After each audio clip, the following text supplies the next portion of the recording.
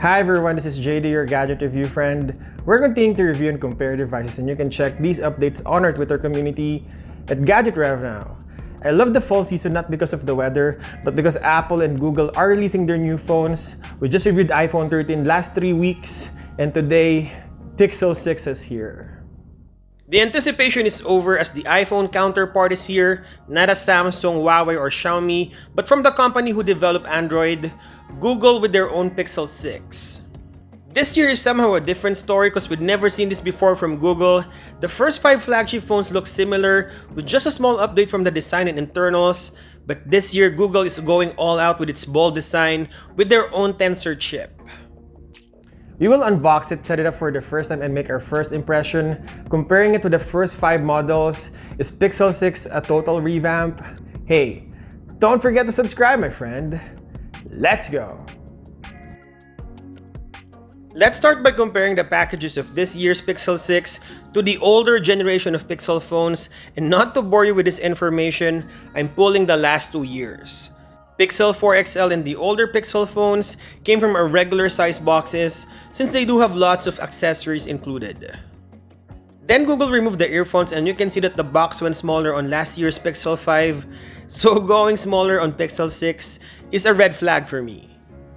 It is bigger than the iPhone 13 mini box, but since the phone is bigger, I'm anticipating they have the same package inside the box.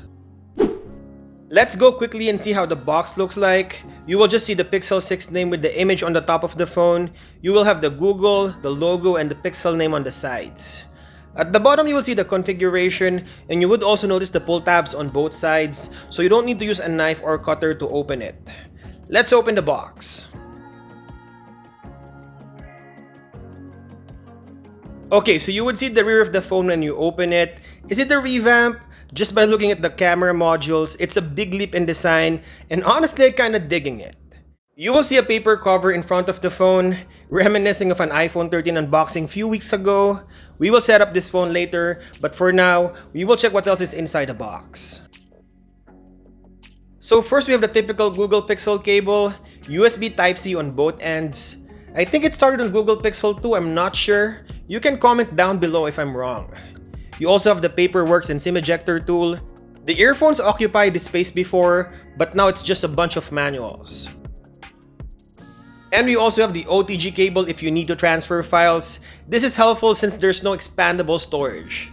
I think that's it. Pretty underwhelming like Apple. Now let's check the phone and open it for the first time.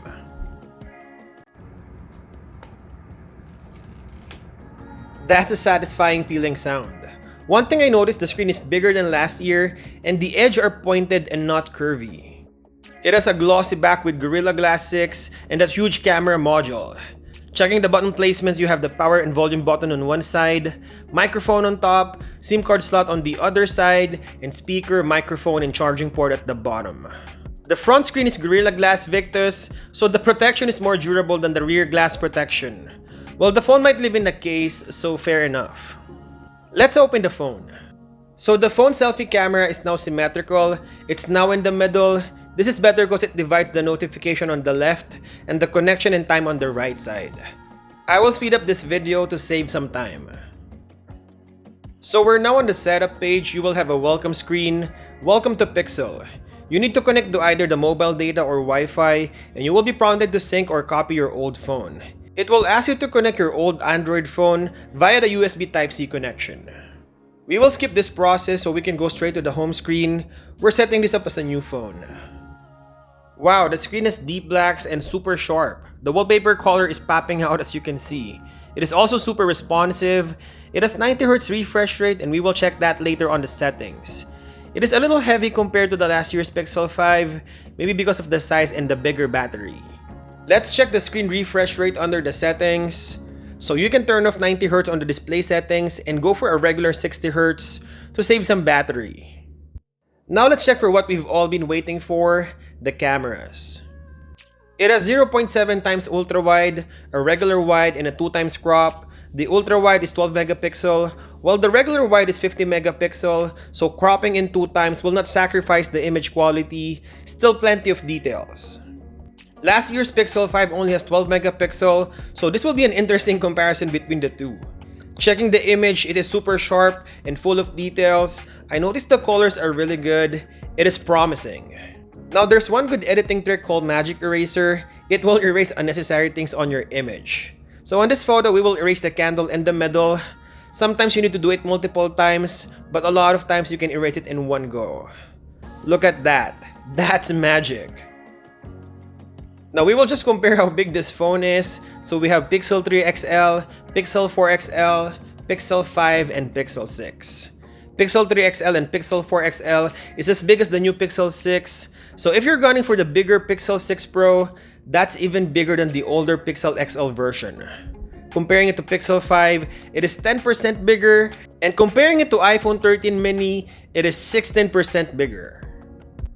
So what is Gadget Rev Now's verdict? Is Pixel 6 worth it? So for $799 Canadian dollars, what do you get out of it? So you have the manual, SIM ejector tool, OTG connector, charging cable, and a good looking phone.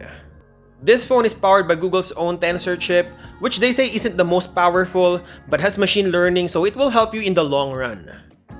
That is still on the early stage of the review, and most of us will probably test that theory 3 to 6 months down the road.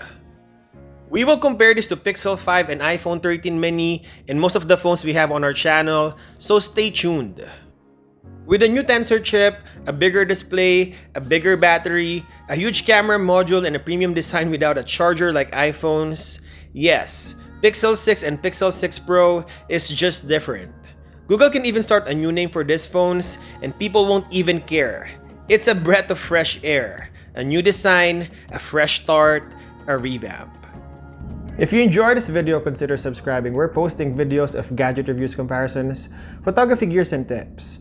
The goal of this channel is to review and compare devices as simple as possible, concise, and friendly. Don't forget to drop your comment, like, and share. Thank you guys for watching, and I'll see you in the next one.